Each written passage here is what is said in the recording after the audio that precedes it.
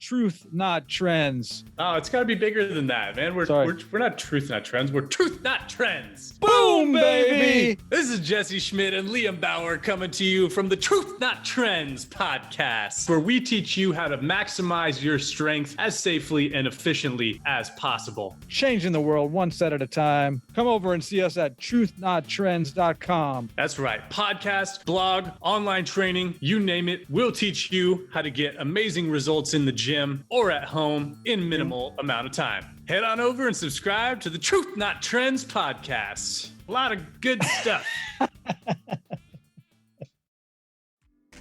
Hello, gorgeous beasts. Thank you so much for listening to the podcast and enjoying it and staying with us and doing deep woo-woo stuff while at the same time getting your laugh on with Cassidy and myself.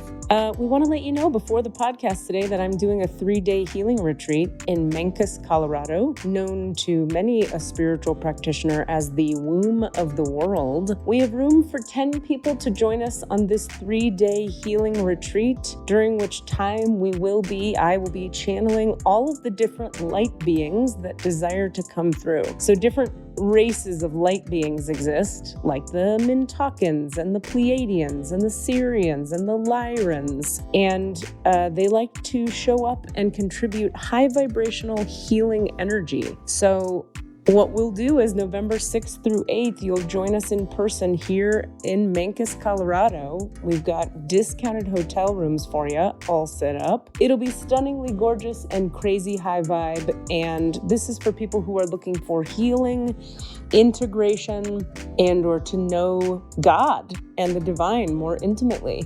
You don't have to be traumatized to be on a spiritual path, and being traumatized is kind of helpful when you're on a spiritual path. So join us November 6th to 8th, Mancos, Colorado.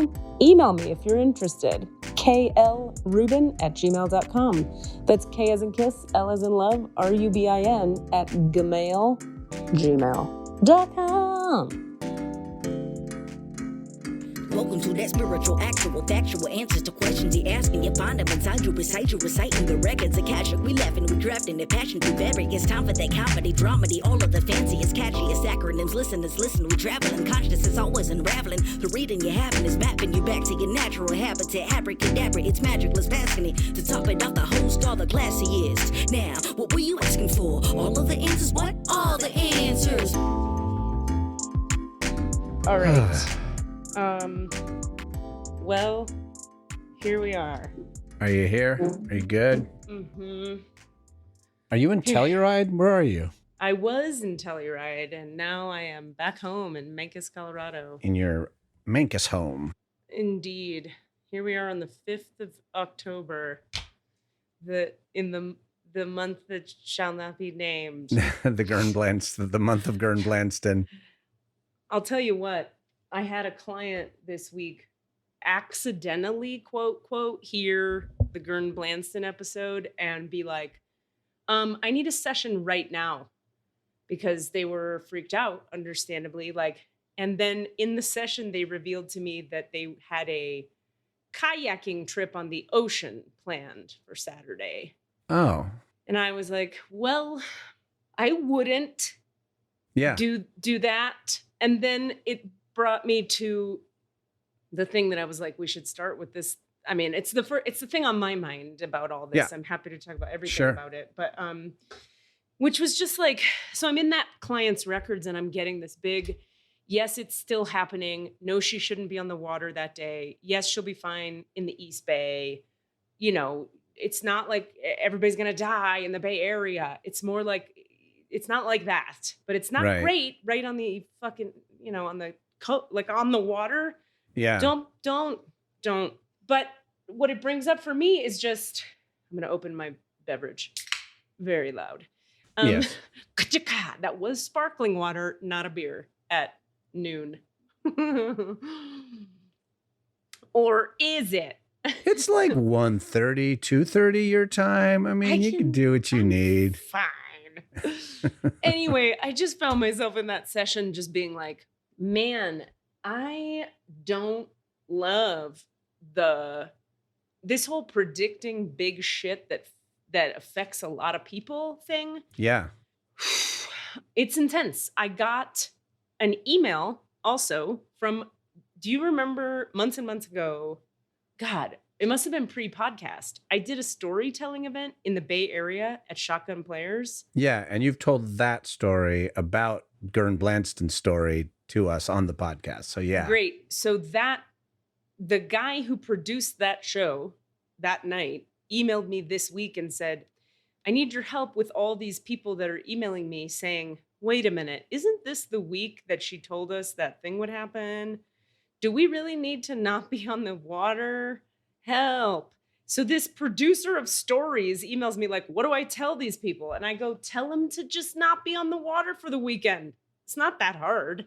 Yeah. Go inland a little. Worst case scenario, I'm fully wrong. Nothing happens and you had a nice trip to the Inland Empire. Who cares? Yep.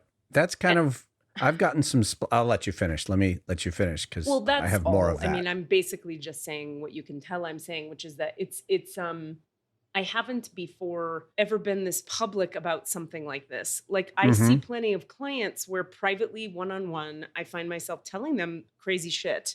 Namely, this year has been the year of, is my cousin going to die? Is my dad going to die? Am I going to die? A lot of people ask me about people's deaths. And I've had to, like get okay with that, like transmitting that information. But that feels pretty different than, is there going to be a cataclysmic event that affects hundreds and hundreds of people? Oh, and let's tell everybody. And I know that I told everybody I'm not blaming anybody. I'm more just saying like, it's heavy. I'm almost like, I'm almost rather just be wrong. I'd like to just be wrong and let people judge me. And maybe those people never have a session again. And nobody believes I can actually psychically do anything. Cool. That's better than if it happens. I don't know. It's all hard. Yeah. Well, I would hope that you would rather be wrong. Of course, you'd rather be wrong. Well, I mean, there's a part of me that wants to be right, just to be like, I didn't do this irresponsible thing of saying a thing that's not true. Right. Like, it'd be nice to be right, to just be like, I wasn't fucking with you guys. I was telling you a thing I was perceiving, and I didn't mean it as, certainly wasn't bullshit. It was what, Yeah. That would be a reason. But then that comes with the obvious, and then people are dead. But I'm not causing the people are dead part. Like, I don't. Right. It's very complicated. I've been getting a little bit of, like, I've gotten the second layer of that. I've had people contact me also, like some people that are common to us, but wanted to talk to me about it. Like, you know what? I'm having some, and one friend who, like, it kind of caused weirdness in their friends because they brought it up with their friends, and their friends like, what the fuck am I supposed to do with that? And like got angry at them for bringing it up. And then they're dealing with their own anger around it. I haven't brought it up to some friends because frankly, I don't know how to navigate like my hyper rationalist friends. Right. To say like, so, I do this podcast and that's already kind of fucking crazy and wild and wonderful out there. But there's a very specific thing happening apparently. And I don't know, should you know about it? I guess so. But are you going to do anything with that? No, because you're not going to, in the same way that, I mean, if I'm in denial, you're definitely going to be in denial. Yeah.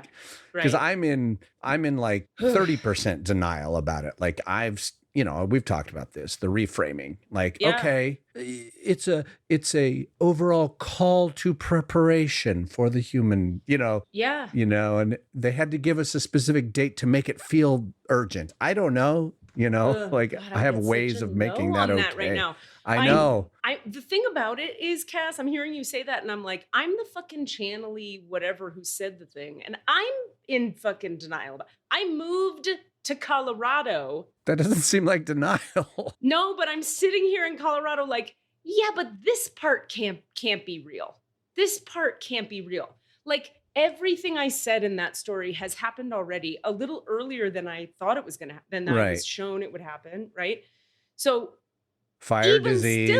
Still, looting, fires, the electrical grids going out and there being, rolling blackouts, civil unrest, And then that Yeah. other thing I couldn't put my finger on, which turned out So to be. all we have left is earthquake and tsunami. That's right.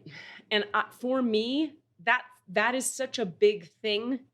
I have a hard time taking it in myself. On my human level, when I'm not in that space of connection, I'm just like, come on, that's too much. It's too much. I mean, 2020 has been hard enough on people that, the reason I got into like woo-woo shit, spirit, having access to whatever, is because I have watched over the years of how do I say? It's almost like I have such a strong ego and personality in a certain way that I need God really bad. Like I'll just fully decide a thing. I'll be like, no, that's crazy. That can't, come on, crazy. Earthquake, dumb. And then I've just decided and I close the door. So I noticed, when I was in my 20s, that way of functioning doesn't work so well to have like relationships with people or like anything work out in your life, so it became important to me to practice openness and practice like receiving guidance from maybe, anything really other than my ego. I wanted to know like, well, what would that be like if I could hear guidance from, it's okay, Mausa, the kitten is freaking out. If I could hear guidance from the theoretical beyond or the divine or the source of all the things that would be a force greater than me and my weird, opinionated, door-closey ego. Point being, I so identify with what you're saying. The human me only does all this shit because I can be so mental and closed as an ego and a personality structure that it's important for me to have ways of opening and dissolving those preconceived notions that I can get really fucking married to fast. And the other part of it is like knowledge versus just like specific knowledge about a specific event versus bad shit is happening. We should be ready to evacuate, have all the things in place because like you didn't specifically predict a date for the glass fire to occur, which is the current big one in Santa Rosa, right? But it still occurred and bad shit happened and people suffered because of it happening. I'm not sure what my point is. Specific bad shit, a fire. Yeah, you did call that out. And they said to me, the record keepers, this is still sounds crazy to me. On your point, they told me, I kept asking over and over because I'm like, that's crazy, that 60% of California would be affected badly by the fires in the fall of 2020. 60%. Feels like we're almost there, like to a certain extent. Well, in the Bay Area, you sure are fucking, if you haven't surpassed it. We're definitely affected. We might not have 60% burned, but well, I mean, all of Washington was completely engulfed recently during the little peak of the fires. I would look at the air quality things and I'd be like, entire state of Washington is like in the red to purple range right now. And that was crazy to me. So if that's what you mean by affected, then yeah, over 60% of the state has been affected. It's not what I mean. It's what they said. I am not saying these things from Katie Rubin's mind. I know. What I mean is if the words that you spoke, because part of it is also like wading through language, because language, we're having to translate these thoughts, these transmissions into human terms, into English language. I mean, yeah, but that's everything all the time with every day, all right. day. That part's not really, I hear what you're saying. I mean, in terms just of like literally the word affected. That's all. But what they showed me is not like, oh, I'm in the East Bay and I'm smelling smoke. They showed me like fire hitting 60% of California, fire on, burning 60%. That's the image. I think it's crazy. I say that and that sounds crazy. It's too much. It's too much fire. 60%? Yeah. I mean, we're already facing what we would think of as an insanely crazy amount of fire. Like, so to even grasp more of that. Yeah. I mean, I wonder what percentage of the land in California has been. Like, I wonder if that's quantifiable or if anybody's looked at that in the, I'm going to Google it right now. Actually, our fact checker is going to Google it right now. I can see him I love hopping it. on his computer. Anyway, the people calling me and saying like, well, what do I do with this information? How are you taking it? You know, and I have my own, like, I have to say, like, I'm taking action, but I'm also in some version of like, we'll just see what happens, because I've been living in California I've been living in earthquake country for 25 years. Like, this is not actually new information, except that it is. No, I get it. Like, I made the choice to be in a place where this can happen. You know, Right. And the same thing goes with the fires. It's like we now know that we live in California and that fires are going to be worse and worse and worse. And what do we do about that? I don't know. We continue to stay, but we also make some slightly different choices about how we are prepared or ready, you know, I guess. You know, my brother and sister-in-law and their family are up closer to the Santa Rosa area, and they've been okay. You know, they're not evacuate, but they are packed to evacuate. Like they have made changes in their life now. Right. To say, can I ask we you a might have to question? get away from this. Yeah. When you say we know that it's happening and we know that it's always going to get worse, that's because of global warming? Yeah. I mean, we've literally seen it get worse and worse every year. Okay. Like without even in a scientific analysis, the average just observant human can go, it was worse last year than it was the year before that, and it was worse this year than it was last year. It's already worse than an entire season has ever been, and we're at the beginning of the season. Right. Okay. So yeah, that makes sense. So you just happen to be sharing information from a spiritual source, but it's not actually information we're not getting everywhere else too. We just, we got to listen. Yeah, that's a good point. I hear what you're saying. And you're talking specifically about the fires. Right now I'm talking about the fires, but yeah. Yes, Desmond? Yes? So I had to do a little bit of math myself, but at this point this season, 4% of California has been burned. 4%? 4%. Has been actually charred with fire. Okay, well, I'm right. California is 104 acres big and 104 million acres big, and 4 million acres have been consumed so far. I'm adding this to the list of what we're talking to the record keepers about today. Because I think what we're doing today, it seems like we don't have a guest today. If you're listening, no guest.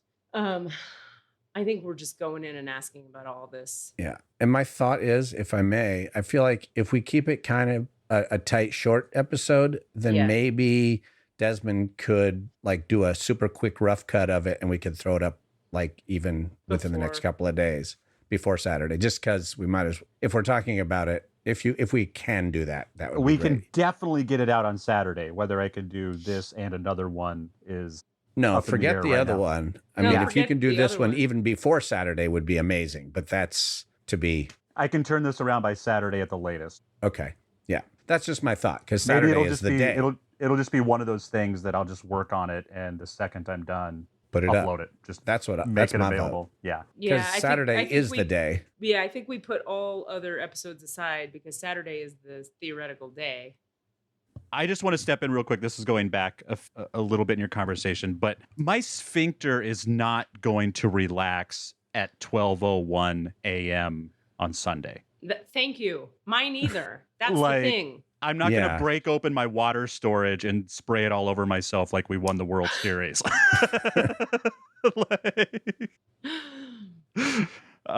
So yeah, Thank you. Because I appreciate you saying that, because that's another thing it's hard talking to people about predictions because everybody wants an exact everything. People asking me, what was the date? What was the date? What was the date? And I'm like, listen, it was ish the 10th, ish. Why do I say ish? That's not because of my own, I don't want to commit to what I heard. It's because in life, anything that you think you know it ish. Like if we say we're getting married in a month, Desmond, let's go for it. Right? You might show up, you might not. Or I was there on the 15th. I was there on the 15th and you weren't there, so I guess it's off. I'm just saying, like, in the realm of spirit, predicting time frames is A, difficult, I think, and B, dicey in general because free will, change, weather patterns, astrology, all kinds of reasons. It's not an exact science of definitely the 10th, except that this dude asked me, does this thing happen on the 10th for him? And for him, it was a big fat yes. And that's what led to all these other questions. So anyway, I just like to put that out there that like he saw when he was 17 that on 10/10/2020, he died. The phrase he got in the dream was the rent is due on your body 10/10/2020. So does that mean one earthquake that's terrible and there's a tidal surge and it happens exactly on the 10th? No. It means somewhere in here around the 10th-ish, maybe that. Southern California, Northern California. I mean, I've asked 80 times and I keep getting both, which is very weird to me. I know. I feel like when we do, I would frame the question for myself and I would direct it to the records of the listeners of this podcast, because that's, you know what I mean? Like if that's the group we talk about, maybe should we open the records of people who are the listeners of this podcast, the people who are listening to this story? Mm-hmm. And basically just to ask, like, I'm trying to figure out the best way to even put that. Like, what should one do? What should we do with this information? Like, what is the best way to proceed that's given this knowledge? No, I mean, that's where free will comes in. They don't make choices about what you should do. Well, we've talked about like, you know, how should you process anger or whatever? What do you do with your anger? So like, what do you do with the knowledge? Not like action, but like, I don't know, but okay. But rephrase that in the intent that maybe I'm trying to get at. I don't think I get the intent you're trying to get at. What the fuck do I do with this information? Yeah, what do I do with this information? You already know what you're doing with this information. In other words, I know what I'm doing. Right. I guess but frankly, I've had, you know, tons of people who like listen to Gern Blanston. And that is literally at some point, the question boils down to what do I do with with this information? But that's do I like freak saying, out? if I say to you, Cassidy, psychically, I think the roof of your house is going to collapse tomorrow. Yeah. What do you do with that information? I don't stay in my house on that day. That's your choice. I don't know what you do with that information. Okay, but I guess what I'm getting at is like how should I frame my listening to my inner wisdom in response? Like I don't think we have control over that, right? Like here's the thing. A lot of people are going to say, that's nuts. Fuck you. I'm busy. I have a kayaking trip. See ya. Other people will be like, well, shit, I guess I'll stay in the East Bay for the weekend. Other people are going to be like, I'm out of here. Other people are going to be like, let's go in the bunker. Other people are going to be like, it seems true, but maybe not. I don't know. I'll just watch TV. Like, you got to let people have their choice. People have full freedom to choose. I told, some friends you and I have in common about this right when I heard it. And they were like, let me think about this for a second.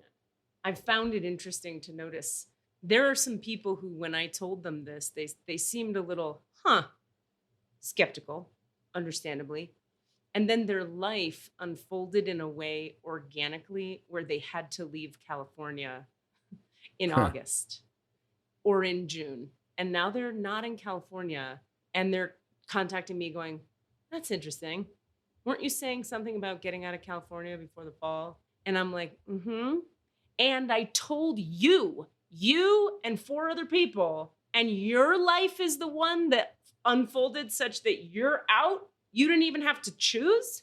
That's a little too, do you see what I'm saying? Things happen and people hear it or they don't, they resist or they're open. That part I have no control over. We can certainly ask the question you're asking. It's just that if I hadn't surrendered years ago to the fact that human beings do all kinds of different shit with the info you give them, I wouldn't be able to do this work at all. It's like Carlos's question last week. Yeah, like, do you feel responsible? Right. Yeah, I feel burdened with the knowledge. I feel, and you must feel 100 times more of that burden. because you have a much deeper certainty of the knowledge in your bones. I wouldn't frame it that way, but I hear what you're saying. Yeah. Like, all I'm just saying is, like, yeah, people have been, and all I've been able to do is share, like, look, we live with uncertainty. We know that bad things are going to happen. I have made preparations, not bunker level preparations, but I've made sure my shit's dialed in. And one person I was talking to was like, well, I live like near the water in San Francisco, that direction. And I was like, go for a really nice hike, at least on the 10th in the Oakland Hills that day. Just fine. What's the harm in that? I mean, maybe take any pets you have. Yeah. And then, but it's true. Like, then you said, though, at the end of the day, your sphincter's not going to unpucker at 12:01. So at some point we will stop, though, directly engaging with the prediction and return to, well, I'm prepared and I'm going to continue living. Or that's what a lot of people are going to do. That's what I think is going to happen. That's what if an earthquake does not strike on the 10th. Yeah, but I don't hold it like earthquake on the 10th. It's not that black and white. Right. It's like but that's 9, I think 10, what a lot of people 11. Have heard. I understand, but that's why we're doing this podcast right now, is to have this conversation to make people understand this is not seismology. This is not, I'm not a fucking physicist. I'm a lady tapping into the vast beyond. Right. And timing more than anything else in the realm of spirit is the hardest thing to get accurate. It just is. Yeah. So all I could do is tell the story I told, which was a guy had a reading with me and he asked me, will there be a cataclysmic world event in which the rent is due on my body on 10/10/2020? And they gave me a yes. And then I asked more questions and they said, yeah, California, 60% of it will be affected by fires in a big way, rolling blackouts, the grids go down, et cetera, et cetera, et cetera. And earthquake. Now, I don't know if exactly 10/10, but I will tell you every time I'm in the fucking records, I'm only saying fucking because this is a burden. You're right. It is a burden. Yeah. They give me a yes on it. But I also want to tell two other stories. I want to say two things about this. Remember I said a few minutes ago that a lot of people have come to me this year about death.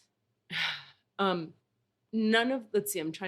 reviewing in my mind each of the different conversations I had. One of them was my friend who was a client of mine called me in a really panicked state. I happened to be driving back. It was when I was driving back from Sedona to California. And I pulled off the road. I think we even talked about this a little bit on the podcast, but she said, my friend is in intensive care. His family is talking about pulling the plug. We don't want to. We think he's going to pull through. Will you look at it and see is he going to pull through? And if he did pull through, what would his life be like? Here's what I got. He could survive if you force the issue, and he'll be like a quadriplegic person who will be very unhappy in his own body, living in a vegetative state for the rest of his life. And he's like a climber and physical guy. And then I said also, and they said, does he want to stay? And I got a big fat no, because he wouldn't be able to be the kind of dad that he had a kid and he wouldn't be able to parent the kid, and he would just watch the kid suffer and watch the wife suffer and have zero power over it. Then they said, if we do nothing, will he make it? No. Big fat no. Is that what he wants? Yes. Big fat yes. And then the date, I guess, of deciding what they were going to do was the following day. Luckily, the wife ended up choosing exactly that without my friend having to say, we think that blah, blah, blah. The wife just said, we're not doing this. He wouldn't want this life. Stop the life support. And he, boom, died like that. He came to me the next day when I was sleeping. And we had a pretty direct conversation. And he was like, I need you to know, this makes me want to cry talking about it. I haven't talked about this. I want you to know that you were hearing from my soul. I did not want to be in that body. Thank you. I was worried they were going to interrupt the process. I didn't want to stay. It was my time. This was all preordained. This was supposed to happen. it actually is good for the kid's life. The guy was showing me the future of his kid and how the kid gets stronger and learns certain life lessons because the dad died. And his whole life becomes a positive something because the dad died. So we think we have these ideas about, because we're understandably connected to and attached to the people in our lives, and I am too, that certain things have to go certain ways. And they don't always. That's point number one. Point number two is like, I don't know, there was nothing about like, on what day does he die? So I didn't get a chance to like flex that muscle in that thing. Another one was a student of mine was in my healing class and had been in healing class. I do these 7-week classes, had been in it like 4 times in a row. And we were doing all kinds of work on their health. And there came a point where every time they would ask me, okay, now what do I do for my cancer? Now what do I do for my cancer? I kept getting a no. I'd be like, what do you mean no? And then I started to hear, there's nothing you can do for this cancer. And so I kept I was finding myself in the position of like, I'm in class, there's 10 people listening, right? It's very public. And this woman I love, who everyone loves in the class, is going like, okay, so if we do the oxygenation of the blood, if we do chemo again, should I take this drug or this drug? And we're used to asking the record keepers and getting guidance. And now they're just saying no all the time. No, no, no. So one day, after she had gotten enough no's in a row, she said to me directly, because I try very hard, Cassidy, not to answer questions people aren't asking. Right. If you're not asking me, am I going to make it? I'm not going to answer that because it's presumptuous of me. You didn't ask me that. Yeah. It's not my place. And it's also like, I don't know. It's just not my place. I'm not going to take that on until you ask. Yeah. So finally, we're getting all these no's and I'm kind of being like, I'm having to be a little vague and be like, I don't think that's going to work, babe. I also don't think that's going to work. I'm sorry. I wish I had a better answer. I just get a no. Finally, one day she goes, all right, I've been sitting with this for a while. Am I going to make it? And they channeled really strongly through me some really specific stuff. And it started like this. This is what this is about for you. Surrendering the need to control the process and the need to control the outcome, and just being here. Enjoy the winter, enjoy your family, go to the waterfall. They were like, look at how much work you've done for how many years trying to resist reality. And that's understandable because you were trying to, quote unquote, get better, right? But on this day, when she asked me, am I going to make it? They gave this big, long speech about don't resist reality, be with reality, and stop trying to fix reality. And then they said, no, you're not going to make it. And I said that in the class, for the record keepers, to my friend who I adored. And then she didn't come to like three classes later, she wasn't there again. And then the next day on Facebook, it was like her husband posted that she had passed. And once again, I didn't get it. She didn't say, what day do I die? So I didn't get to predict any days or times, but it was very clear. Yeah. Anyway, I was starting to tell those stories because I wanted to talk about how timing, timing is tough. And I haven't had people say, do I die on this date or that date before? I've had a lot of people say, 5 people actually this year say, does this person die? Do I die? Or you had to share the information from the record keepers. Right. And it's been correct each time. I'm talking about the people who asked and then died, not the people who've asked and didn't die, which is surprisingly a low number. Not a lot of people seem to ask that when they're not going to die. Interesting. So far. You don't get to give a no very often. Ugh, I haven't yet. That's for sure. So you have had a few people who said they were and haven't yet passed. Well, they were worried. Am I going to get through this? And it was like, yeah, you are. You're going to be fine. Oh, that's different. Yeah. Cool. That, thank you for sharing that, Katie. That actually helped frame what it was I was trying to get at about, this. What do we do with this information? Or at least in my ideal world, I am seeking guidance. Hold on. I'm going to turn off my video for a sec because I think I'm great. I'll just keep it off for a little while, turn it back on a little later. Yeah. The idea, and maybe it's like, just take it for what that was. Like, stop trying to control things. And, like it's almost more like then why do we share this information is maybe the question I have. Like, why is this information been shared? Well, I'll tell you. Because other things weren't. I know, but the reason is so you can make a choice on your own that is informed by whatever this is informed by. The whole point is people have free will and choice. So when they ask, what do I do with that information? You say, well, you have choice. I'm somewhere in the middle. I'm not blowing it off. Yeah. You might just decide to blow it off. Yeah. You might choose to like not be in the area for I'm not saying you, I'm talking about all humans. I am very surrendered to what people do with what I say. I can't not be. Yeah, I can't imagine. If I were not surrendered to I would have lost my mind years ago. It's very Al-Anon. It's a deep Al-Anon teaching of like, it's like, the way I learned it, and sometimes people don't like this framing of it, but the way I learned this concept was if you try to tell people what they should do with what you tell them, whether what you're telling them is like, I want to go to the movies at 7, do you want to come? If I tell you should come, I am trying to control your reality now. It's not my business what you do at 7. It is not my business. I want you to come and I can express, I'd love it if you came because I'm going to be there and I miss you and I want to hang out with you. Let's see this movie. You want to go? And then I ask, do you want to go? And then you go, I can't. And then I go, I got you. Bummer. I feel bummed, but you do you. Love you. See you tomorrow. I don't go, well, you should probably come. Because who the fuck am I? But that doesn't mean I don't tell them I want them to come. It doesn't mean I don't tell them there's a movie at 7. So in this case, in this case, I'm saying, hey, this crazy shit may go down on this date or somewhere around this date. Now choose your life accordingly. If I thought I had any more power than that, I'd be running up and down the streets of San Francisco with a flag right now, like right. Run! And then you'd be the crazy person. Exactly. You'd be the person with the sandwich board in all the Mad Magazine cartoons.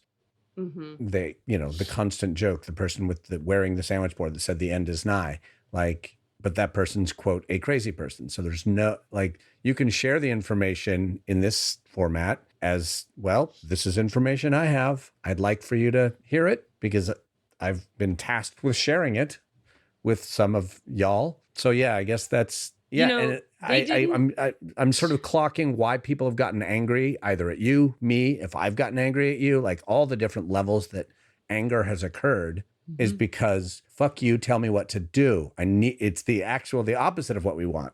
Usually we don't want anybody to tell us what to do. But in some contexts we think we need daddy, mommy, whatever, just tell me what to do. The problem is people say that. But when you then tell them what to do, they don't like it. So people don't want it, even when they say they want it, except for what I found, people who pay you to tell them advice. That's different. Because they're like, okay, I'm going to pay this person to tell me what to do. And then my job is to tell them what to do according to their guides, if in their highest good, if they want this outcome or that outcome, do this or do that. They still get to choose. Nobody wants to be a grown-up. And when you push information into somebody's world that's hard to hear, they really don't want to be a grown-up. So they get mad at you for making them have to confront grown-up choices inside themselves. It's much easier to be mad at Katie or Cassidy than to fucking pack your house and move. Or pack your bags in your car and take a trip when you weren't planning on it. It's just easier to be mad. Be mad at Katie. She's crazy. Be mad at Cassidy. Why do you have to tell me that? And I think that this particular episode has touched off so much, like it's touched that nerve because it is almost like in this case, we told people something they weren't asking to hear. In a way. So there's a little bit of like spiritual intrusion that occurred with this particular episode. Or at least that's maybe how people are feeling. They're feeling like, how dare you share this information? Yeah, and yet that seems irresponsible. If I hadn't told it, afterwards they'd go, how dare you not tell us? Exactly. You can't win. Right. That's the burden. That's the Cassandra burden that you're carrying. That's right. often, all the time. Yeah. I know you have information. You have information about stuff in my life that you've been like, do you want to know this? And I've said like, no. And so like, I know that you're carrying some things probably that you're like, that might be a smaller burden, but a burden on you about me possibly, you know, and that's, I don't know. I'm just expressing now like appreciation / empathy, compassion, empathy towards what you're bearing I think, in all this. Thank you. I appreciate it. And I think also like, I just can't I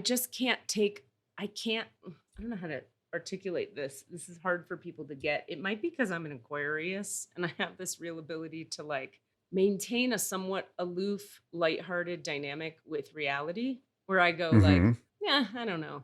It's like, my point being, it's sort of like, it really matters. I really care about California. I really care about my friends in California. I want people to be well. And I'm not in control of what people do. I'm not in control of reality.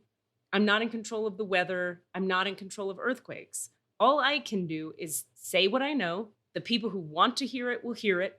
The people who are ready to hear it will hear it. The people who aren't ready but accidentally hear it will resist it and make me wrong. And I was willing to take that on because I felt like the good it could do would outweigh the judgment I will inevitably receive on both ends of this. People have been judging me from moment one about this. You would have to, because it's too hard to take in. It's too much. It's too crazy. It's too hard. What do you mean, California? No, I can't. So you're crazy. So we judge you and now we feel better and that's cool. And that's uncomfortable, but I just don't sit in it. I don't think about it. I just do my job and then let it go. Because I don't have control. People judge anyway.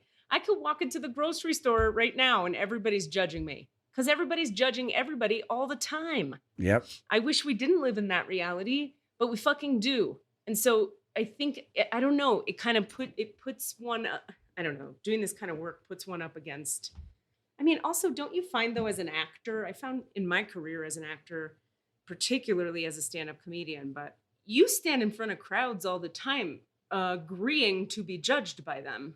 That's why I can't do stand-up comedy. It's too direct. The judgment's too direct. That's right. So my point being, I don't know. I think I've had a number of opportunities this lifetime to make friends with people's judgment. I don't love it. I'd rather not be judged like anyone else. But if it comes down to like, I might save a couple lives if I tell this story. Right. And I might have unsaved a couple lives if I didn't tell the story. I figure, let me tell the story. Whoever wants to believe it and act on it and hear it can take it and take a vacation and not be on the water. And whoever wants to not doesn't have to do anything. I'm just some fucking lady saying words. Yeah. There is that. It's like, yeah. I mean, as we've talked, I've been just kind of playing out that I actually think that my sort of framing has been actually very similar to what you're saying, where like people have been like, well, what do I do with that? And I've been like, well, I'll tell you what I'm doing with it. I've prepped some stuff. I've gotten some stuff. I'm going to screw this down in case there's an earthquake. Yeah. And I am going to go visit my parents because they want me to go visit them. They're asking me to go visit them. Yeah. Because they're engaged in it too. And their desire is for me to go visit them. And I'm like, and like you said, like if on the 10th, and I know the framing is not that specifically anyway, but if nothing happens that's this specific and direct, fucking yay. You know what happened? Also, I visited my parents. I haven't seen them in almost a year. Yeah. You know, I got my house squared away. Yep. For whenever something happens, which may very well be this weekend. That's right. But you know, my shit's dialed in because of that's what I'm doing with it. And it was, okay, let me give you another example, because I think your question is great. I'm glad we're exploring this. The question of that people have been asking you, what do I do with that information? And when they say it with an attitude like that, the attitude is coming from, fuck you, now I have to confront this. I didn't have this in my plans. Yeah. Don't make me have to look at this hard thing now. Which, sorry, it's too late. You have to look at it. It's happening. So you're looking at it. So you can be mad at me about looking at it, or you can just fucking look at it. Yeah. But either way, I mean, people can be mad. That's okay. Point being, I'll give you an example. My a different client I had who okay, how do I say this? I want to maintain anonymity for people, but Yeah. someone I had a session with said, okay, but if this is happening and, you know, they live in one of the areas that's going to get hit if it's happening, you know, and they said, well, what do I do? And oh my God. And I said, well, do you have any friends that have a couch in the East Bay, which is like 20 minutes away? Yeah. Crash on someone's couch for the weekend. And they were like, well, yeah. Oh, yeah, I do. And I was like, okay, you could just go to the East Bay for the weekend and do that. Have a good time with some folk. Yeah. Or not. But in other words, there was a calm, sort of simple solution that didn't mean they had to freak out. They could just like take some precautions that weren't as hard as they thought it would have to be. Yeah. That being said, I mean, it doesn't change the fact that like if there's a huge tidal surge that hurts the city and fucks with people's like basements and floods things, and I mean, floods are really damaging. It doesn't, you know, if that happens, we're gonna have to deal citywide with the damage that creates. So I can't change. But in terms of the freak out, like when people freak out about it, it's sort of like, okay, well, let's come back to one step at a time and one day at a time. What's priority number one? Keep you safe. Cool. If it doesn't happen, you had a nice vacation to the East Bay. If it does happen, you're not dead. Yeah. How is that so terrible? Because when we bring things back to the moment we're in and the next indicated action, it's oftentimes, I mean, for me, I can only speak for myself, right? That's how I manage my reality in general. It's like all I have control over is what I'm doing right this minute. And if I'm 10 years ahead, I'm going to start tripping out. But if I'm like, well, what's required of me today?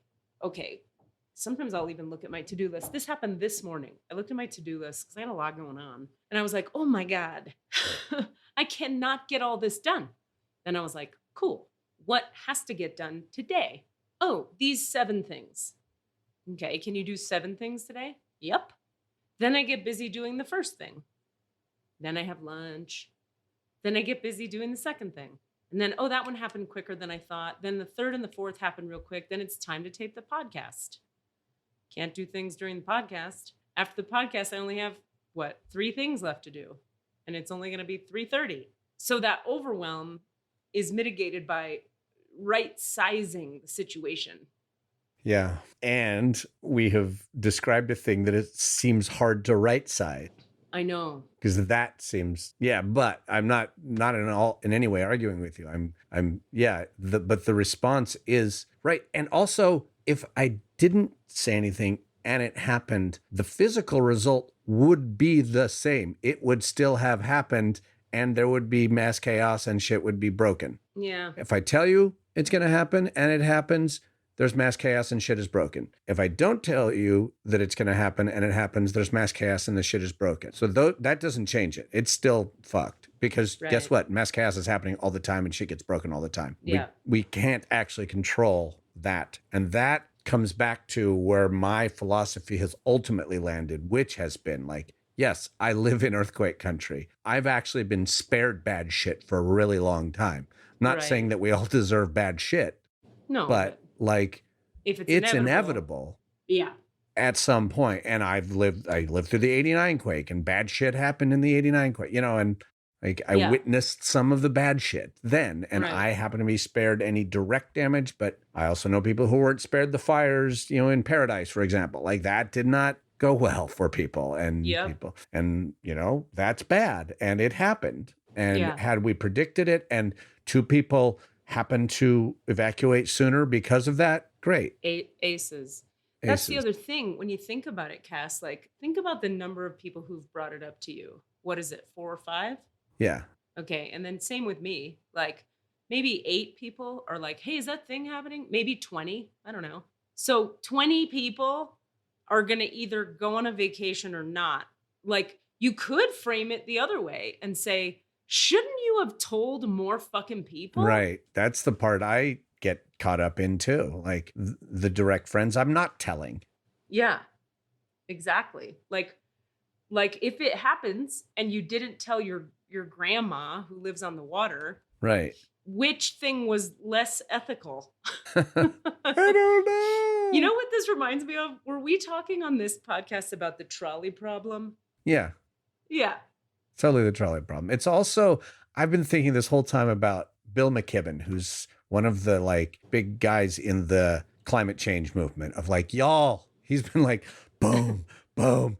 Yeah. And he's been doing it for 20 years. And he's been just being like, you guys, it's really bad and it's getting worse and it's going to get worse. And we could stop it. No, you're not going to. Guys, I really do know.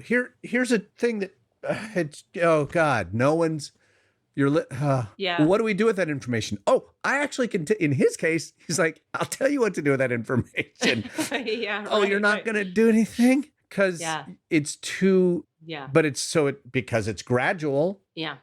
That we're fucking frog in the water. Like we just That's right. slow march towards oblivion what we're describing right now is also very much tied into his predictions. We'll call them predictions, you know? Right. That's right. Yeah. So, I mean, whatever way you slice it, I think to kind of coming back to your thing about people are angry, I go, I just can't codependently enmesh with people's anger anymore in life. It's like, I understand you're angry. I said a thing that makes you confront a difficult possibility. You will get over this anger real soon because you just will. Right. I'd rather you be a little angry at me and maybe your life is saved if this maybe thing happens than not. What I want to codependently keep you comfortable and not tell you this thing about what could affect your death time. That's fucked up. What's more fucked up? I think the other thing. I'm laughing because we're talking about a much more serious version of like my own personal like bullshit when it comes to like romance or sex. You know, like it's the same fucking shit though. Yeah. It's the same thing of like 100%. I won't tell you what I know or believe because I want to as in some way to control your response. Because if I tell you, then you get to have a response. That's right. And I'm like, I don't want to give you the chance to have a response. That's the secret trick of the codependent, is that the secret of a codependent person, AKA someone who's real worried about other people's reactions. AKA Cassidy Brown. Is that it is the most controlling thing you can be. I'm working on that all the time. And that's not said as a judgment of you. It's like, it takes one to know one. Like, how do I know all this shit? Because I went through Al-Anon because I'm such a fucking control freak. It's such a backwards proposition, the idea that if I'm people pleasing you, so you feel comfortable, that's actually controlling, manipulative, and not actually generous or kind to you. Because if I say to you, like, let's take the worst example where it's like, we're dating and I don't like you anymore and I don't tell you. Yeah. Obviously, that's shitty. Right. Because you find out later and you go, she never fucking liked me that whole last 6 weeks. That was a fuck her. Right. And it hurts to have been lied to for 6 weeks. Right. But you didn't tell me, in theory, in our theoretical past romance, that you didn't tell me that because you didn't want to hurt me. Correct. But the fact is that particular brand of don't hurt you hurts you more. Right. It's just so hard because it's that the idea of short-term misery for long-term relief versus short-term relief for long-term misery. Yeah. In other words, you get short-term relief by codependently not telling people the truth. Oh, I feel better. I didn't have to have that uncomfortable conversation. And you about just this stretched tsunami. out your life so much worse. Yeah. So it's, and look, it's also, we're of course speaking in broad terms, and there's always exceptions to every rule. And sometimes it's the right thing to do to not tell the truth, and on and on and on. Right. But that's the exception to the rule. That's not the general truth. It's just that most of humanity is functioning from societal politeness over spiritual truth-telling. And that is literally why we're in every problem we have in the world. And I know that's a radical sentence because that would mean if that were true, we'd have to change everything about how we operate. And guess what the world is getting an opportunity to do right now? Change everything about how we operate. If you look at what's her name, amazing. I'm terrible at names. This is not a personal attack or anything to do with the individual. What's the name of the amazing woman in the House or the Senate who's a Latina and a badass? Ocasio-Cortez. Yeah. Yes. Ocasio-Cortez. AOC. We call her AOC. What's her first name? Alexandria. Yeah. Ocasio. That amazing woman, when you ever hear her talk on the Senate floor, she talks like I talk on the Senate floor. Is it the House or the Senate? Whatever the fuck. She's up in the House. She's a with House. These Yeah. political in the suits. Right. Lie all the time. I mean, against the patriarchy, capital T, capital P. She's in that building where it all got started. And she's going, listen, you guys are talking crazy. Don't you understand you're crazy? She's That's like, a lie. Hi, Yeah. you're lying. And everybody's like, thank God for this bitch. Well, liberals are like, thank God for this bitch. Other people are The other one irritated. gets out her whiteboard. She's like the fulfills is like seems like the soccer mom of the house. She just has that at her whiteboard and she just goes, okay, I'm going to ask you a question. How much did you make in bonuses last year? Okay. Great. Okay, that's 6 million. Do you recognize that number? Yeah, that's your number. How much did you raise the price of that medication? Oh, I'm going to write that down. Hold on. But she doesn't do it. She doesn't hector people. She just goes, I'm going to tell you the truth. No, what you just said is a lie. Yeah. Nope. And I love Right. it. Why are we even remarking on that? Like that people telling the truth is revolutionary. Right. That's my whole point, is that all we're talking about here, Cass, in this bare bones codependency conversation about like what you tell your girlfriends or what I tell the world about a possible earthquake, it's all the same conversation. The question is, will you tell the truth for short-term misery and long-term relief? Or will you band-aid up the truth for short-term relief and long-term misery? It's our choice. We have a choice. And your buddy, who you're talking about, who's not your buddy, but the guy who's been talking about climate change forever, boy, do I feel or Bernie for that Sanders. guy. Like, why does Bernie seem so angry? Because Imagine he's being like, him or Michael Moore. the system Where you're doesn't so- work. It is or Bernie broken. What? You're Sanders. not. Damn it. Right. Because he's been... Yeah. Oh, let me try again. Another presidential race. Let me try again. Oh, I'm 150. Let me try again anyway. Yeah. It's so true. That's because he's a fucking ninja, warrior, true. amazing guy.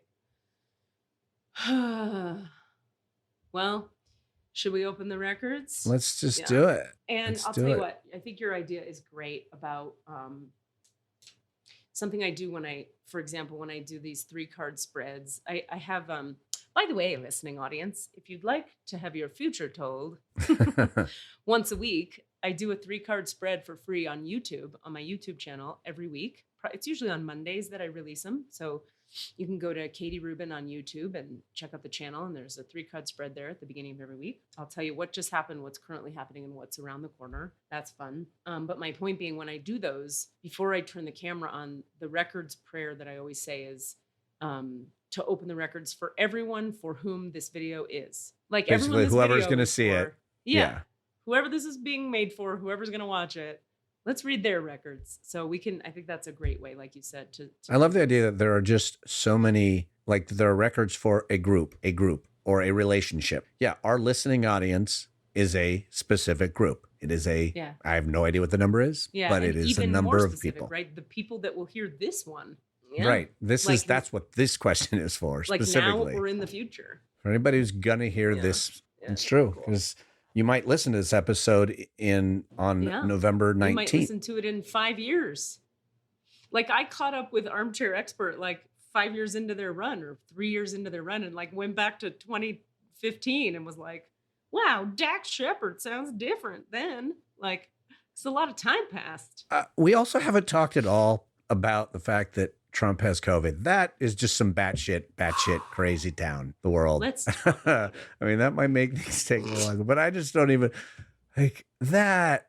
What? I do feel a tidal shift in just the sense of where things are going, underpinning that. Like it feels huge. Like and maybe it's just my tell me more. What do you mean, hopefulness, how- but like it's pretty clear Yeah, that he is right, actually right. sick.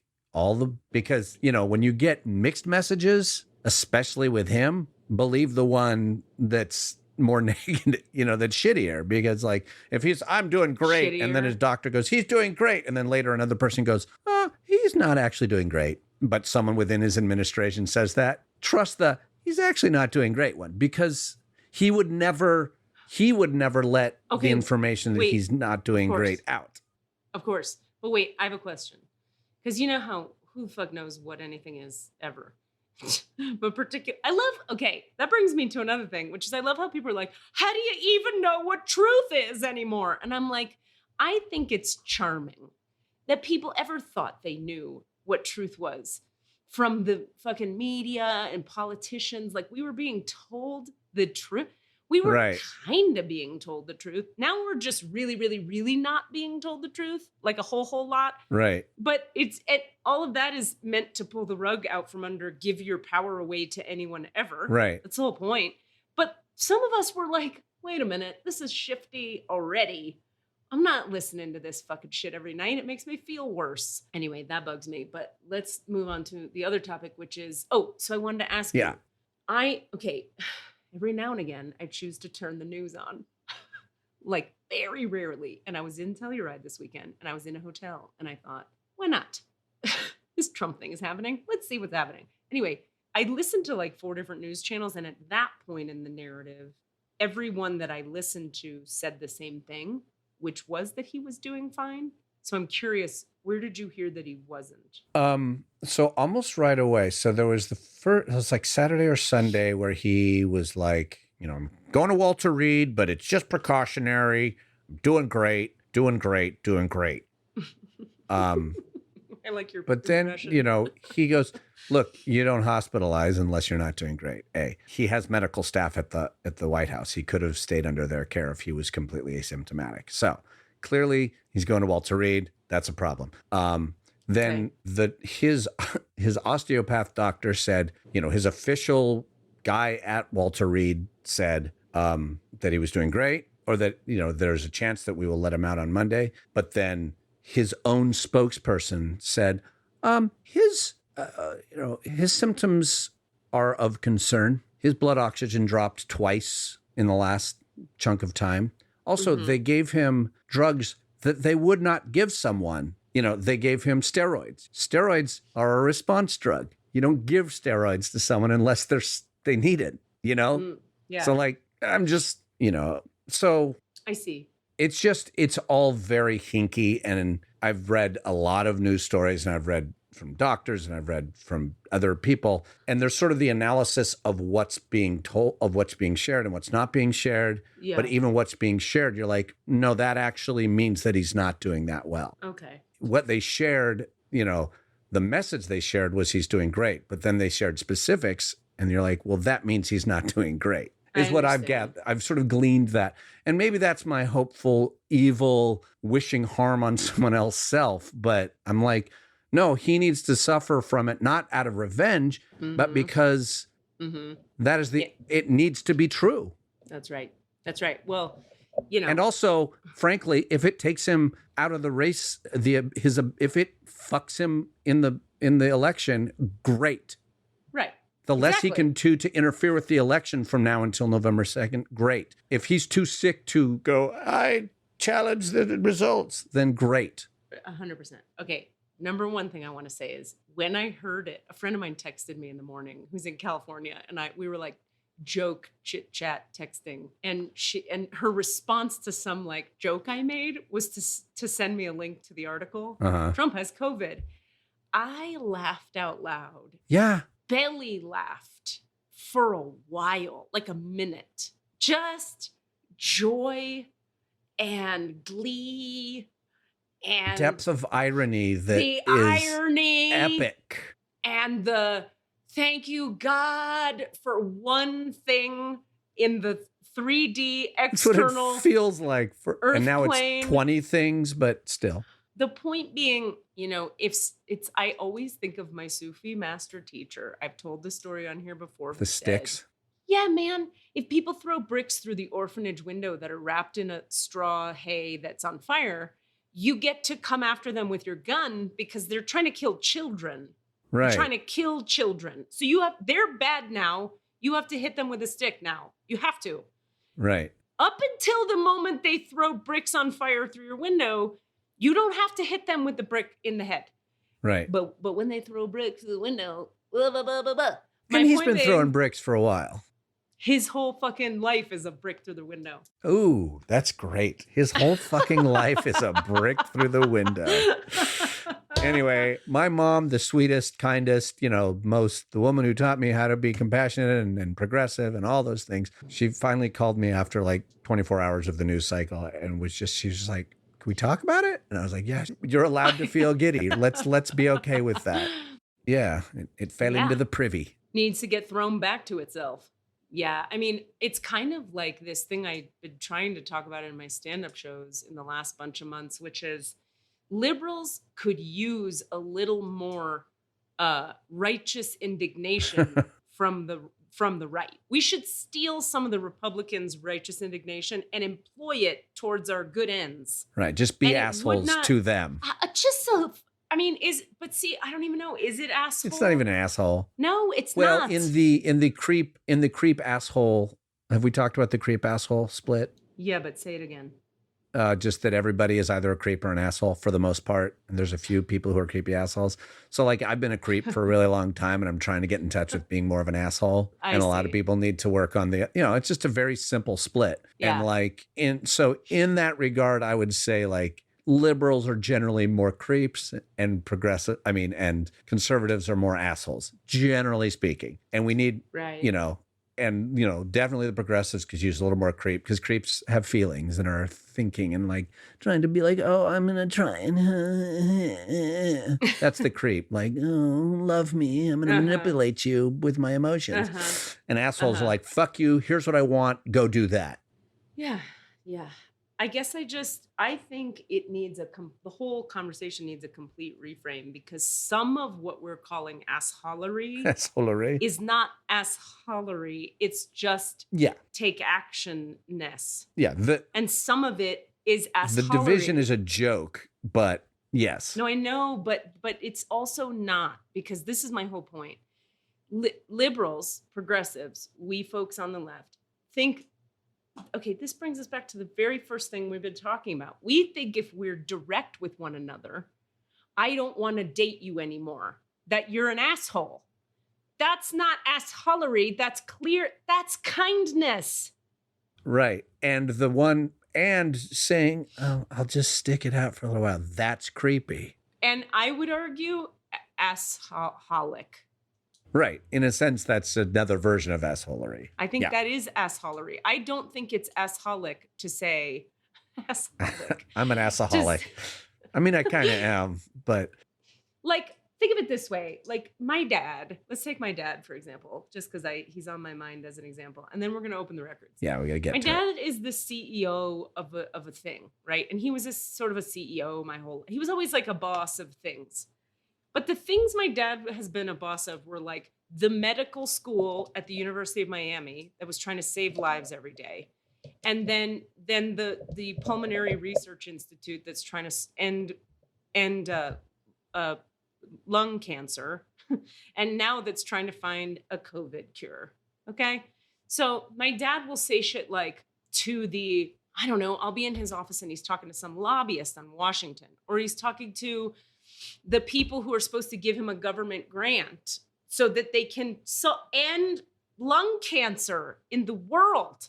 And he's like, John, get it to me tomorrow. Because if you don't get it to me tomorrow, we can't get the grant in and then we can't save the people. So question, is he being an asshole by being pushy to that guy? Or is he being the energy that is required to get the thing done so that he can save lives? And is that assholery? I don't think so. Right. I think assholery has to do with the intention, the aim, and the outcome. Like, what's it about?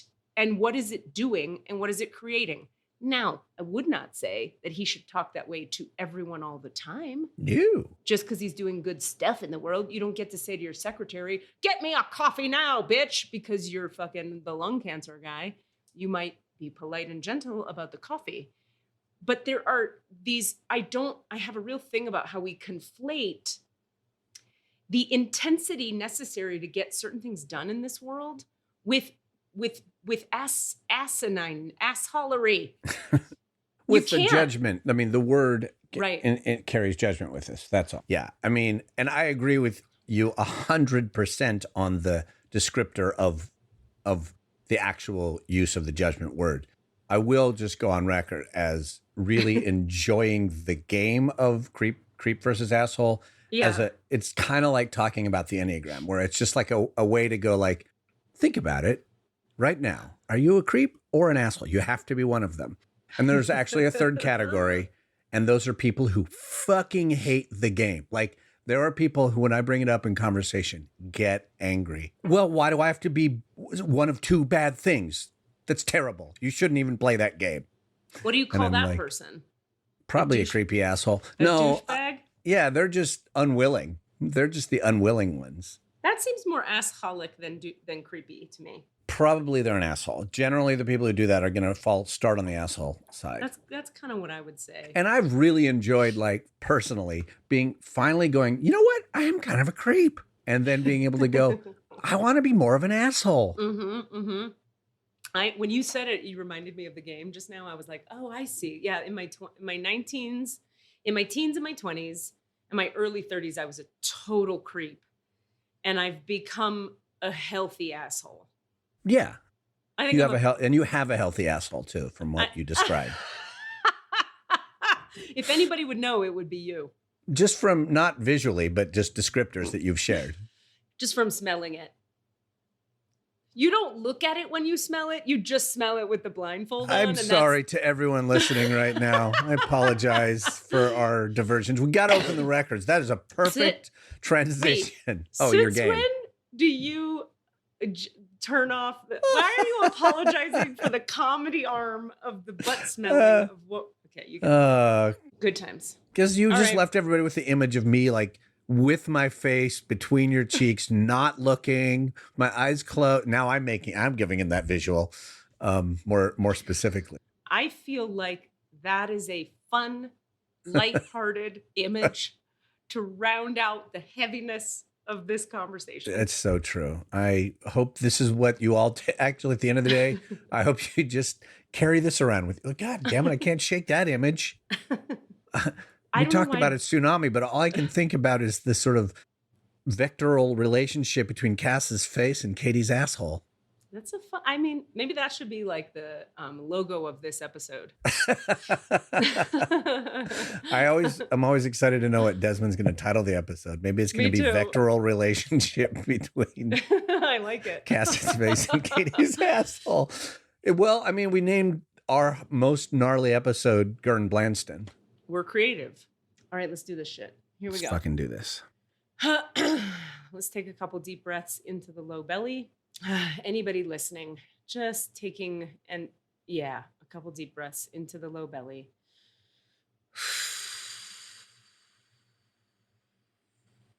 All right. And then feeling into the bottoms of your feet, seeing a little foot chakra open at the bottom center of each foot.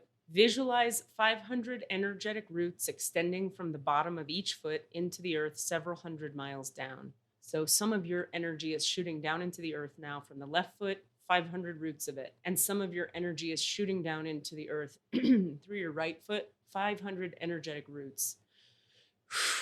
Great. Excellent. Then we're going to visualize a little grounding cord about 1.5 feet wide, shooting from the base of our spines all the way down to the center of the planet. All the way down to the center of the planet. We're going to allow to come up through that grounding cord divine light from the earth itself.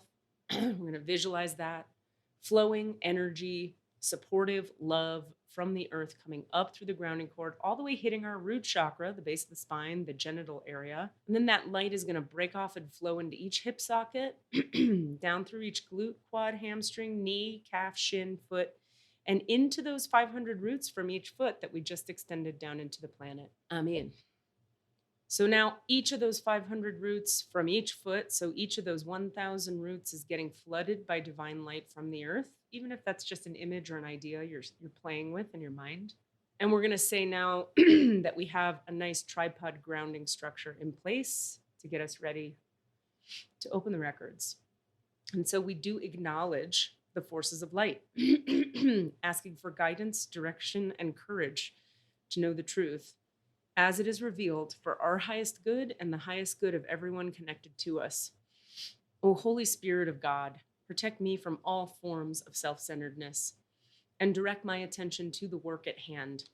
Help me to know everyone for whom this podcast is being made today, in the light of the Akashic Records. That's a bigger group than we think it is. To see everyone for whom this podcast is being taped today through the eyes of the Lords of the Records, and help me to enable me to share the wisdom and compassion that the masters, teachers, and loved ones of everyone that this podcast today is for, have for everyone that this podcast today is for. Allah. Wow. Okay. We'll go quiet for a moment. Okay. So Lords, masters, and teachers of the Akashic Records of every human being that will hear this podcast episode and that these words are being said for Allah.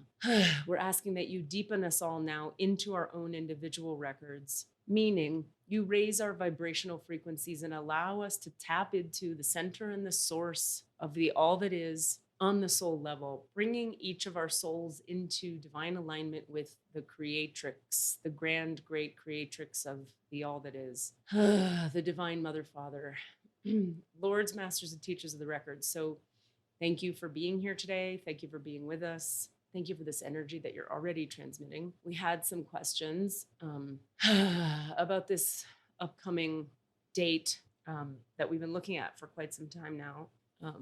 Cass, do you want to start with some questions, or should I have some? You could start. Why don't you go ahead? It's fine. Okay, I would like to note a hilarious thing, because comedy is always important in the midst of difficulty. As soon as we opened the records, my dog, who's asleep on my lap, farted so stinkily that I feel this like great, vast openness into like a lot of people's souls. And the smell of dog fart is so strong. It makes me think of the phrase, the sacred and the profane. You know, there is no separation. The divine and the poop, it's all in, it's all one. Namaste. Okay, so Lords, masters, and teachers of the records of everyone for whom this podcast today, this episode is being taped. We'd like to ask, first of all, okay, I can't even ask it. They give me a yes.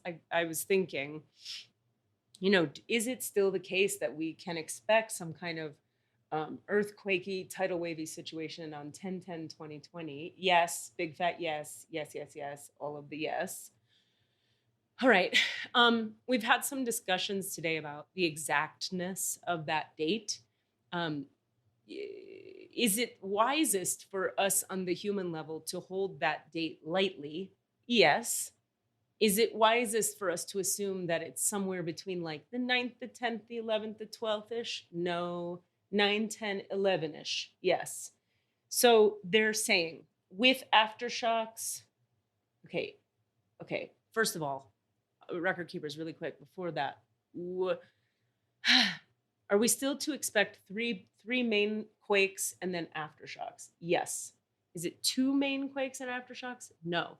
3 main quakes off the coast of California. Yes. And aftershocks. Yes. Over that period of days, the 9th, the 10th, the 11th. Okay. Now, are these quakes big enough to cause flooding in California? Yes. Are these quakes going to be big enough to cause some real damage to the infrastructures? Yes. Can we expect to see some deaths? Yes. Will these quakes all be in Northern California? Or will it be Northern California and Southern California?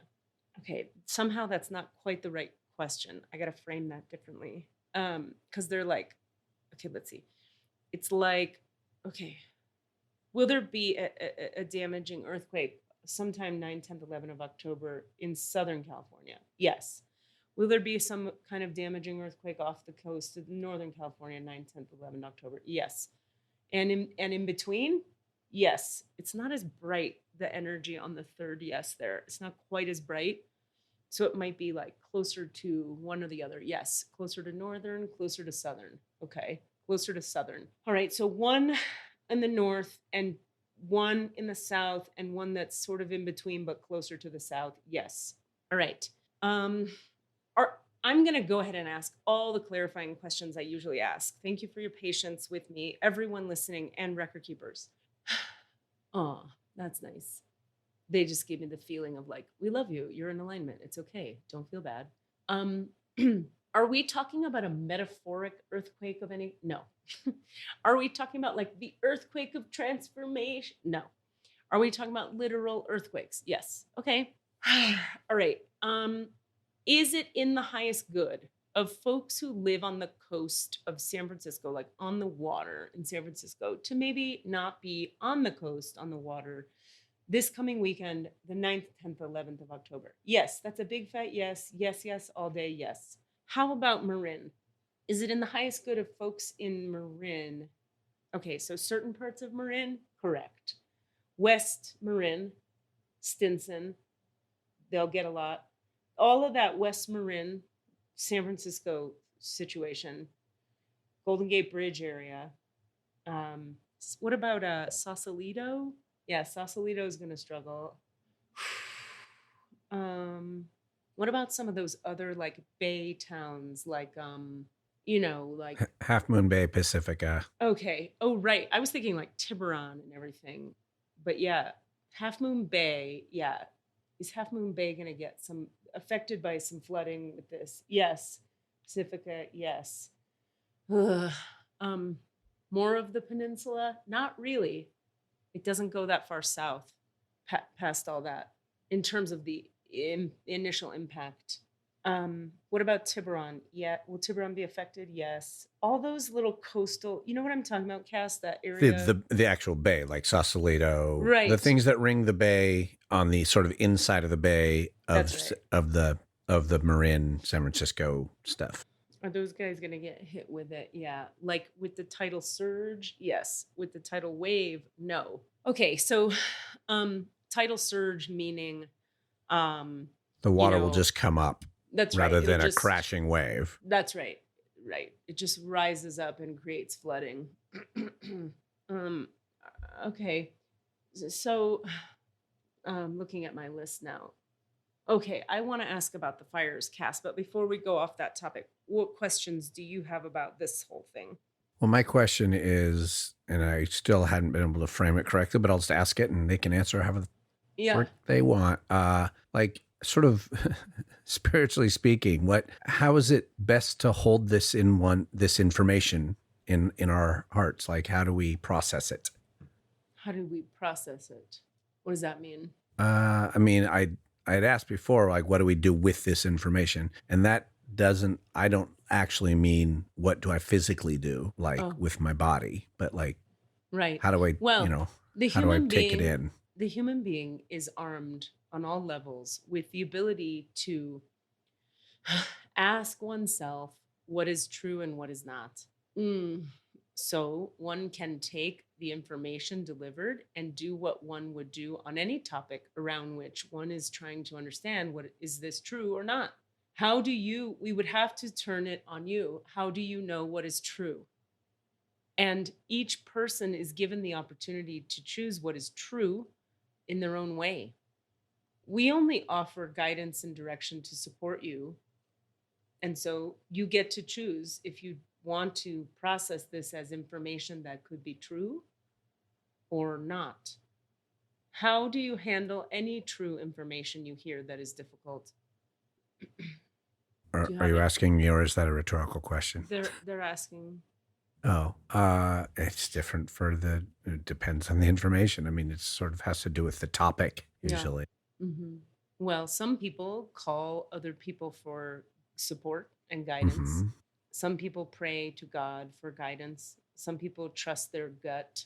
Some people look into the science of how earthquakes work and see what the likelihood is of another one, etc. Some people, many people do different things with information that is given. What else would you like to know? I mean, I can say that I get into action. I go to, okay, I will build a thing, fix a thing, prepare a thing. So that's, I guess, how I respond. Yes, and some people will collapse into sadness and grief and be unable to act. And some people will overact and overreact. And some people will do nothing at all. And some people will brush it off. And so, if you're asking what we would recommend, we desire that you be happy and content in your lives. And so, we hope that this doesn't hit you or affect you or cause you harm or pain. And so, perhaps don't be where this is happening unless you feel you should be.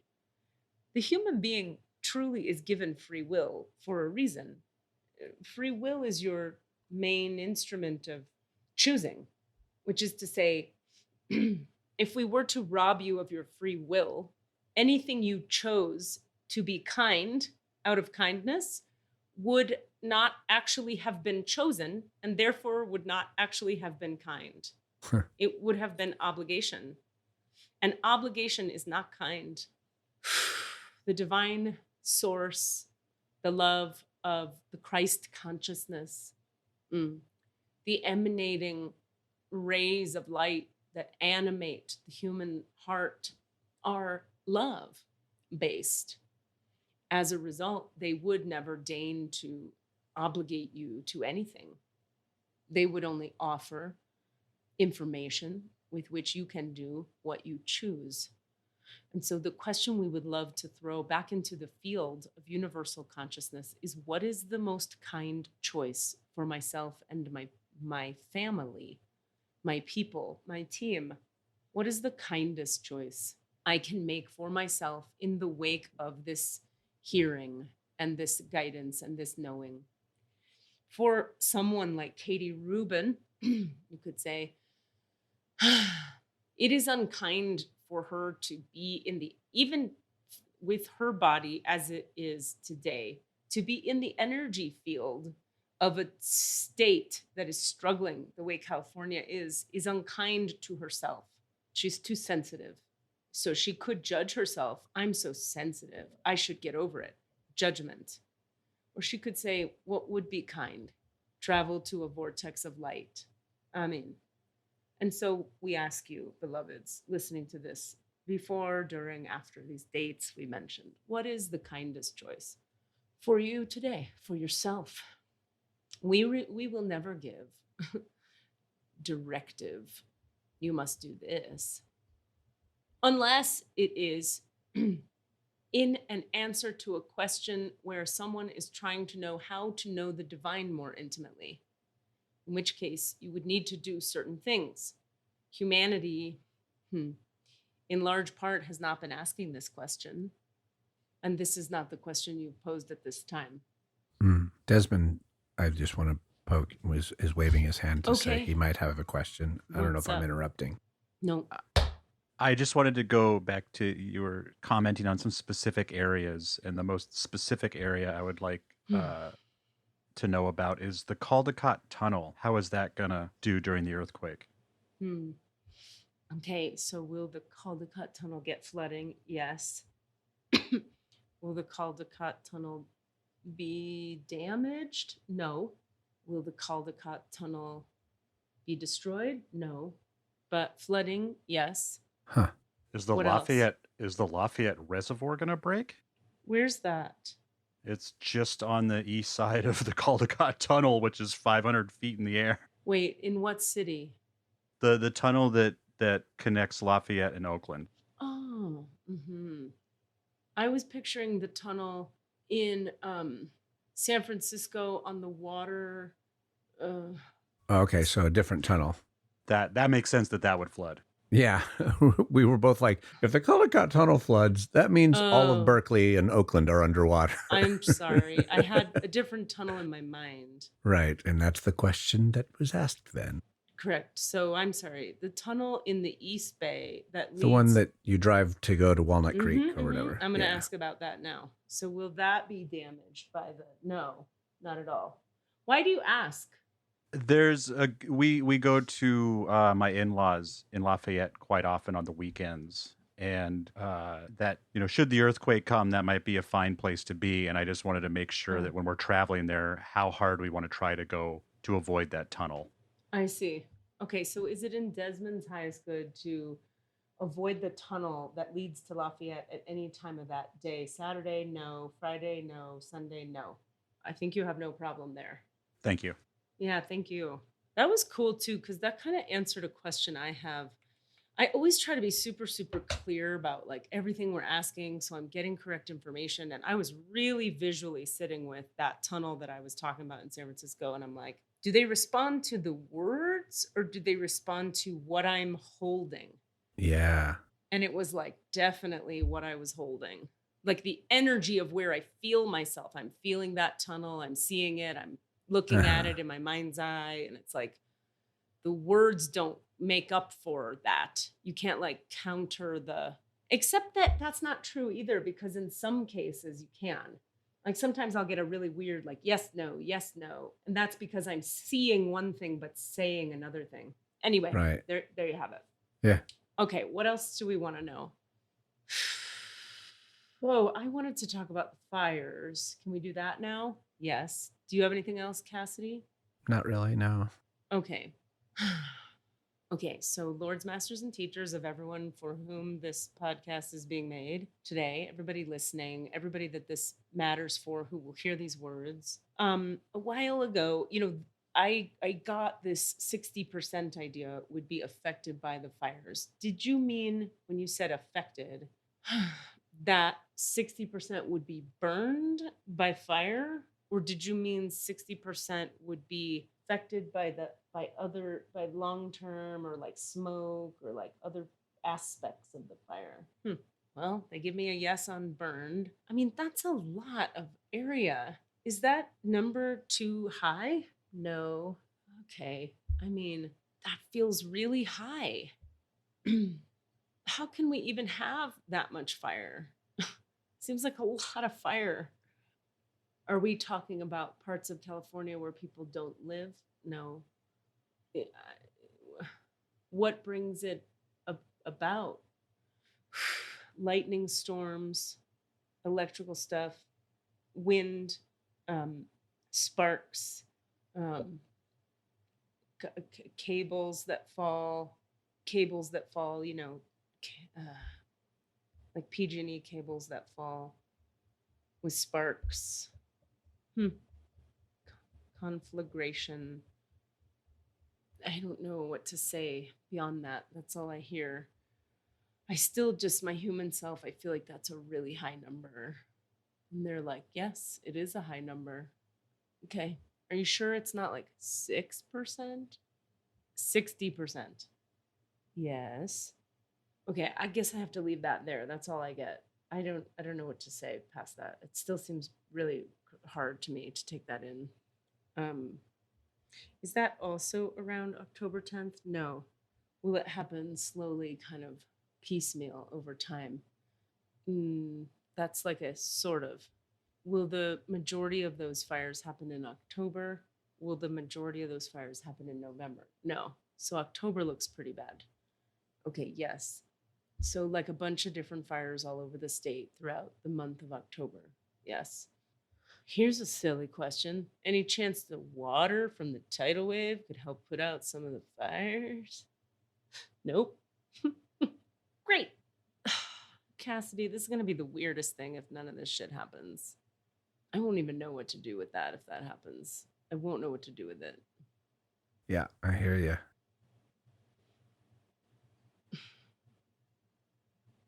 Well, you know what? I'm going to go more transparent. I'm going to go deeper into this. So, okay, record keepers. First of all, my records are open, right? Yes. Okay. So, you know how sometimes you guys, they're giving me a no before I can even ask the question.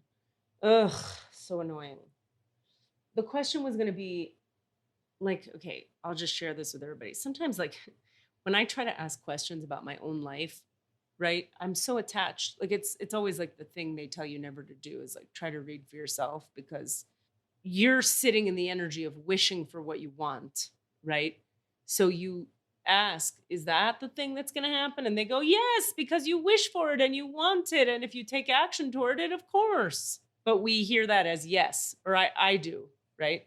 Because they're supportive of a thing, but they're not saying definitely this thing will happen. So I can get into things where I'm like, do I meet my husband in Benicia? Yes. Do I meet my husband in, and it gets messy and confusing and I can't get a clear read. And just even talking about this, they have my head in the no position. Because what I'm trying to ask is there any chance that, like, because I heard this a long time ago, I'm like married to it now and therefore making this up? No. Is there any chance that, like, because, I've said it publicly now, so some part of my consciousness and my ego want to just like make sure to double down? No. And they're like, notice how uncomfortable you are with this. And I'm like, yeah. Why would you put yourself out like that uncomfortably for no reason? Why? And I'm like, well, maybe I'm just being a drama queen, or maybe I'm just, nope. So what other questions do we have? Kind of don't know what to say. I'm kind of just sort of like, is there any comfort to be offered from the record keepers from all of this? The truth is often uncomfortable, and you've been empowered now with it, so you have choice. We love you. God is not punishing humans. Humans are reaping the benefits of their own actions. The humans who may suffer at the hands of these events are not bad humans. No one is bad. No one is being punished. We hold love and light for all of you. You must understand we exist in a different realm of consciousness wherein the things with which you struggle as a human race are so obvious to us and already resolved on this level that we watch you only with love and compassion, mercy and forgiveness. We sit in the realm of light and the realm of oneness. You're invited to spend more time and energy here as well. We're always available for you to nurture and comfort you. We are saddened by the continual addiction that the human race has to the limitations of what they can see and feel with their hands and eyes. There's so much more available. It is difficult to say for Katie, but we offer that these very large challenges are what is required to awaken the human race. This is not the comfort sentence you seek, but this is the truth. Oftentimes, in the same way that human individuals do not get well until they've gotten quite sick, they do not change their diet until they've had a cancer diagnosis. They do not get sober until they've almost ruined their life or their family's lives. Similarly, the collective does not wake up to its impact on the ecosystem without being shaken by the shoulders. So take care of yourselves. Take heed, listen, love. We stand mournfully with you in the light of these present challenges and circumstances. Blessings. It's funny, they feel to me in my body right now the way a loving family member, like a loving, wise aunt or something, feels standing next to you at a family funeral. You know, there's always that one person who actually knows how to love people in pain, and everyone else is doing everything they can to avoid the pain. Oh, let's Mhm. clean the kitchen. Let's give her more cookies. Let's distract her with TV. And there's one just like loving aunt who just has her hand on your back and bees with you, rocking you while you cry. Anyway, it feels quite comfortable and nurturing in my body, what they're offering us. Okay. Is there anything else you'd like us to know? Record keepers, lords, masters, teachers, divine mother, father, all that is. No, I don't get anything. Do you two have anything you want to ask? I have one more about me. Is there any chance this is just my own negative thinking, my own, like, what's it called? Like doomsday conspiracy theory thinking, leading me to believe this and therefore think you guys are saying it? No, no, no, no, no, they say. All right, I'm going to close the records. Yeah, my codependency is really up right now. Sure. You want Just to to take name care of it. everybody. It's really up. I'm just really sorry and sad, and I wish I could give some other words. It's going to be so weird if I was just wrong. And then we'll deal with that then. We'll cross that bridge and be like, what the fuck was that about? Well, let's just All say we are recording this right now on October 5th, 2020. Just so we know. Just saying that. That's official. We recorded this on October 5th. I don't know, just for the sake of transparency of like, you know, when timing of thing, you know. Okay. We didn't record it on the 10th when it happened. All right. Or, you know, whatever. Anything. I'm also asking, like, can we change it? Can we heal the planet real quick? That'd be great. Can we turn this around? Okay. Thank you to the masters, teachers, loved ones for their love and compassion. Really, thank you. And thank you to the lords of the records for their point of view, and to the Holy Spirit of light for all knowledge and healing. Oh my gosh. I ask that you return everyone for whom this episode has been back to themselves. Return everyone whose records are open now to their complete human wholeness, please. The divine portal and the Akashic Records for everyone this episode has been made for are now closed. Amen. The divine portal and the Akashic Records of everyone this episode was made for are now closed. Amen. The divine portal and the Akashic Records that everyone that this podcast was made for today, everyone listening, hearing this in the present, the future, are now closed. Amen, amen, amen. Oh my God. There's a lot of healing that comes just through feeling that much love in my body. Like, these beings are so, they're just made up of love. They're just love, you know, and that was actually a lot of people's records all at once. Mm-hmm. And it was just like sitting in a vat of love. And that's very elevating for my system. It's very beautiful. And the yawning and the tearing up is like detox. It's like just purifying my body and pulling out I'm glad. stuff. Yeah. I'm really glad you're feeling that inside, because out here, hundreds of miles away, I love you so much, Katie.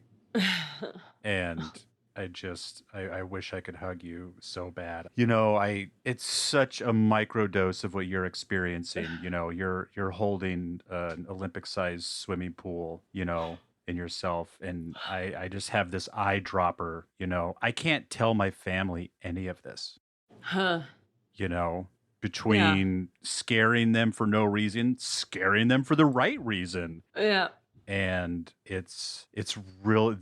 I can already tell this is going to be a really hard week for me. It's been hard working up to this, and you know, it's only going to get bigger. I mean, I went to Costco on the sly the other day. I didn't want my family to see me hauling 2 cases of water into the attic. You know, that's just my little secret.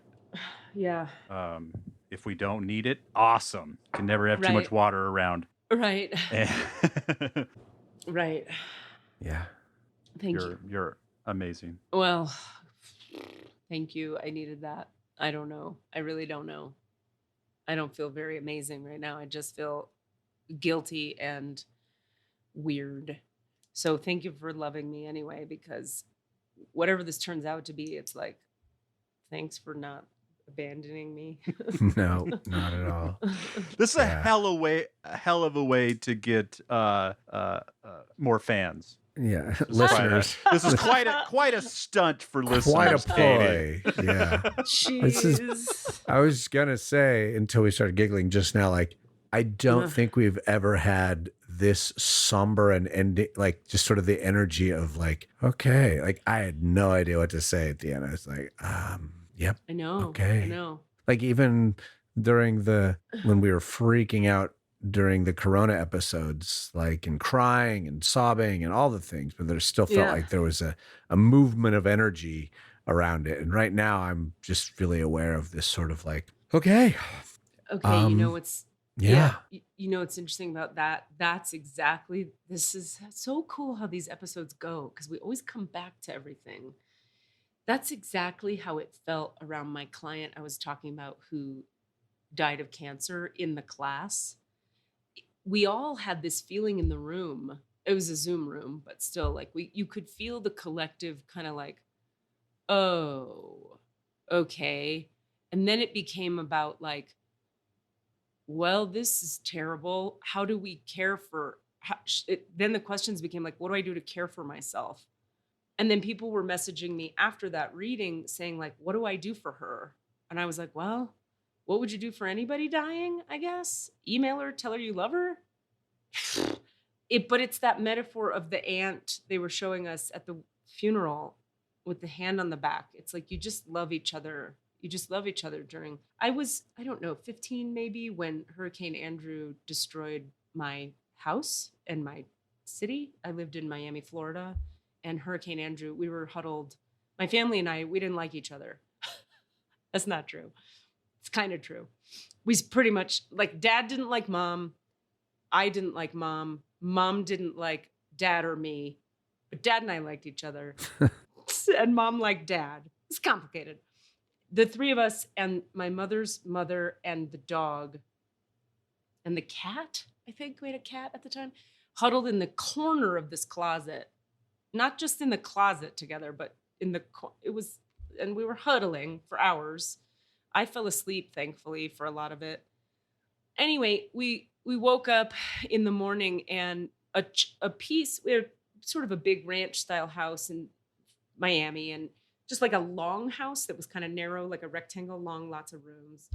And a piece of the roof about 3 feet wide blew off the roof, and the entire house was flooded from a 3-foot hole. And, we had to replace all the carpets and all the beds and all the everything. And then we thought, oh, this is terrible. And we walked outside, and like 7 out of 10 houses on our street were piles of rubble. And the rubble was like planks of wood. It was just planks of wood as far as you could see. And I remember I was like playful and 15, and I was like skipping around the rubble and jumping on top of the rubble and being like, this is crazy, like a teenager, But when I think of those images in my mind and I remember how far the rubble went, it was just wood, and then no house where there was a house. And then the house next to it would be fully standing, totally unpredictable patterns of collapse. And the period of time after that is some of the happiest time of my childhood. Because what happened was everybody lost air conditioning in Miami. Like everybody did. And it's fucking Miami. So it's hot and it's muggy. And it was the summer, I want to say. I might be wrong about that. My dad worked for University of Miami, and he was able to like score, and then I swear we'll wrap up for today. He was able to score a generator from UM. So we were able to AC one room in our house while the rest of the house was being rebuilt and dealt with. So all the neighborhood kids, including a lot of the parents, would hang out in that room. And we played cards, and I met neighbors I'd never met. And we had like mattresses and pillows or something all over the floor. And like, I didn't hate my mom for a minute. And like, we just like, were having a good time making the best of it, because there was nothing left to hope for. There was no hope. You were past hope, and we were in destruction. So all you could do was like, get excited when you had something like one room with AC was like a big fucking deal. And then I remember we had Nintendo still worked. And so we played a lot of Super Mario Brothers. And my friend Tracy came over. or was it Katrina? Anyway, one of my friends would come over and we'd play Super Mario Brothers. And it was the best time in my life because compared to everything else, Super Mario Brothers was fucking amazing. Yeah. So there is that thing that happens in disasters. You know, when Katrina happened, you had like Sean Penn in a rowboat in the middle of the city saving people. 'Cause he was Right. like, fuck it. What else? I'm sitting here in my mansion, not helping. I'm out. Let's do this. People come together. Like that whole thing does happen. And we sure could use some of that right now. Yeah. That's the only kind of, it comes That's to mind. actually a really great story. And also that you've lived. That's kind of the point I've been trying to get at too. Like bad shit happens. You lived through one of the ones that we would point to as an example of people, you know, cities are destroyed by things. And you lived through one of those. Yeah. And also like, yeah.